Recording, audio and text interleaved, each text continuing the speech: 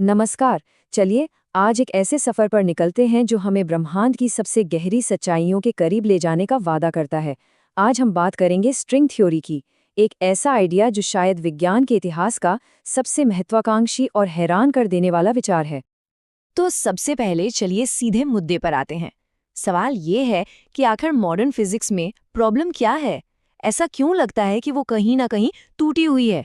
वो कौन सी एक गुत्थी है जिसके पीछे दुनिया के सबसे तेज दिमाग पड़े हुए हैं? और इस सवाल का जवाब हमें मिलता है फिजिक्स के अपने ही सबसे बड़े टकराव में। तो देखिए, एक तरफ है आइंस्टाइन की जनरल रिलेटिविटी।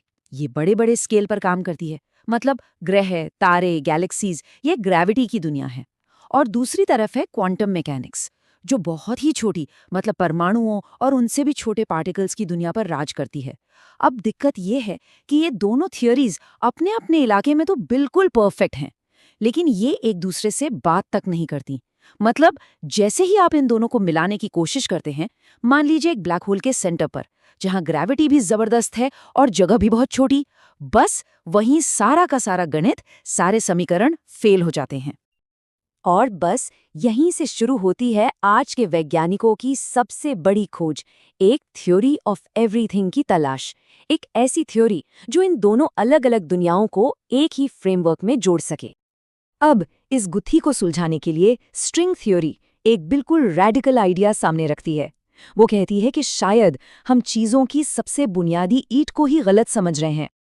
देखिए, दशकों से हम क्या मानते आए हैं, यही कि इलेक्ट्रॉन जैसे सबसे छोटे कण बस एक पॉइंट की तरह हैं, एक जीरो डायमेंशनल डॉट जिसकी कोई लंबाई चौड़ाई नहीं है, कोई अंदर की बनावट नहीं, बस एक बिंदु।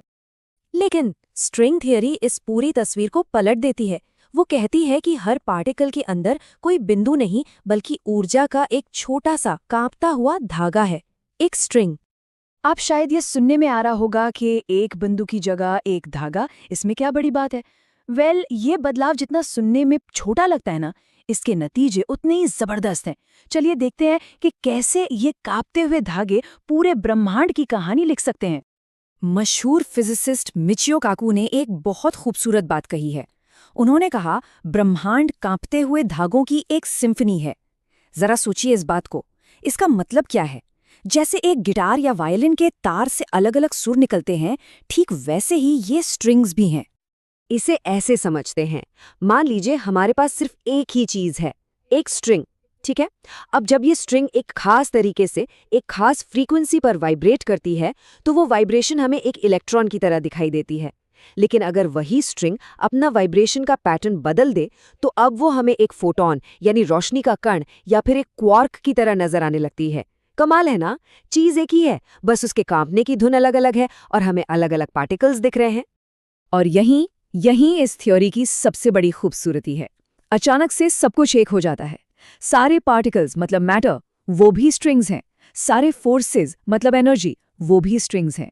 और तो और ग्रेविटी, जो हमेशा से पार्टिकल फिजिक्स के लिए एक पहेली थी, वो भी इसी स्ट्रिंग की एक और धुन है। सब कुछ एक ही आइडिया में सिमट जाता है।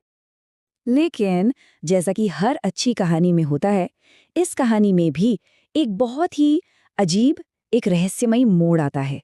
एक ऐसी शर्त जिसके बिना ये पूरी की पूरी थ्योरी काम ही नहीं कर सकती।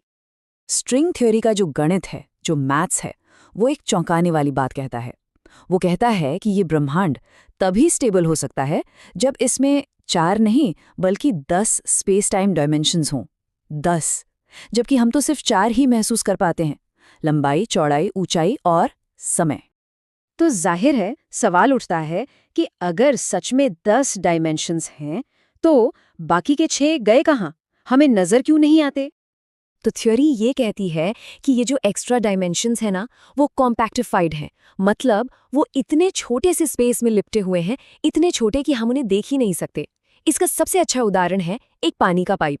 आप दूर से देखेंगे तो वो आपको बस एक सीधी लाइन दिखेगा, है ना, वन डायमेंशनल।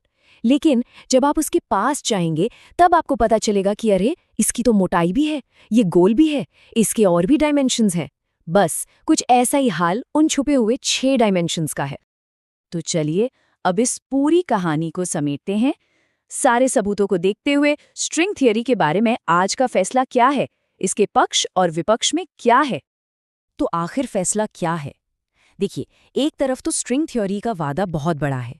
ये फिजिक्स के दो सबसे बड़े पिलर्स, जनरल रिलेटिविटी और क्वांटम मैकेनिक्स को मिलाने का सपना पूरा करती है, जो अपने आप में एक बहुत बड़ी बात है। लेकिन दूसरी तरफ इसकी मुश्किलें भी कुछ कम नहीं हैं। पहली तो यही कि इसके लिए हमें 6 ऐसे डायमेंशंस को मानना पड़ेगा जिन्हें हम देख नहीं सकते, महसूस नहीं कर सकते। और शायद सबसे बड़ी प्रॉब्लम यह है कि ये थियोरी आज की तारीख में ऐसी कोई भविष्यवाणी नहीं करती जिसे हम अपनी टेक्नोलॉजी से टेस्ट कर सकें, जिसे हम लैब में सही या गलत साबित कर सकें। और इसी वजह से कई साइंटिस्ट्स इसे विज्ञान से ज्यादा मैथमेटिकल फिलॉसफी का एक खूबसूरत हिस्सा मानते हैं। तो फिलहाल इसका स्टेटस ये है कि ये थ्योरी ऑफ एवरीथिंग बनने की रेस में एक बहुत ही मजबूत दावेदार तो है, लेकिन एक ऐसा दावेदार जिसके पास अभी तक कोई एक्सपेरिमेंटल सबूत नहीं है। और ये हमें आखिर में एक बहुत ही गहरे सवाल पर लाकर छोड़ देती है कि क्या स्ट्रिंग थ्योरी सच में विज्ञान की एक क्रांतिकारी छलांग है, या फिर ये सिर्फ गणित के दर्शन की एक बेहद खूबसूरत शाखा है। इसका जवाब शायद आने वाला वक्त ही देगा।